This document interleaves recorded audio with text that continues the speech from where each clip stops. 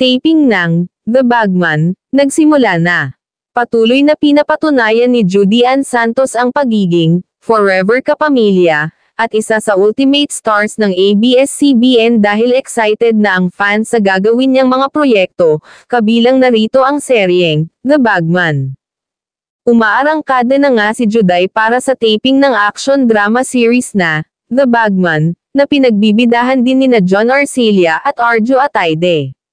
Kamakailan lang ay nagpasalamat si Juday sa mga bumubuo ng The Bagman, dahil sa munting sorpresa na inihanda nila sa set para sa kaarawan niya.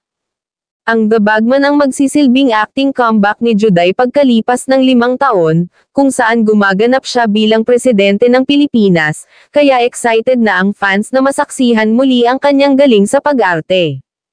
Kamakailan nga ay naging emosyonal ang kanyang mga taga-subaybay nang mag-post siya sa Judy Ann's Kitchen sa YouTube ng reunion kasama ang kanyang mga gimmick, co-star niyang sina Jolina Magdangal, Marvin Agustin, Mylene Dizon, at Dominic Ochoa.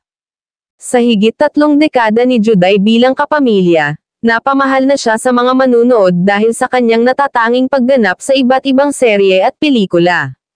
Ilan sa mga hit shows niya ay ang Mara Clara, Esperanza, at Gimmick, at ang mga pelikulang Isusumbong Kita sa Tatay Ko, Till There Was You, at Kasal, Kasali, Kasalo. Unang nakilala si Juday sa hit 1992 TV series na Mara Clara, kasama si Gladys Reyes. Magmula noon, nanalo siya ng iba't ibang awards at isa na rito ang Best Actress sa 41st Cairo International Film Festival. Ang huli niyang teleserye ay ang 2019 Kapamilya primetime series na Starla, at naging host din siya ng inspirational 2021 docudrama na Paano Kita Mapasasalamatan.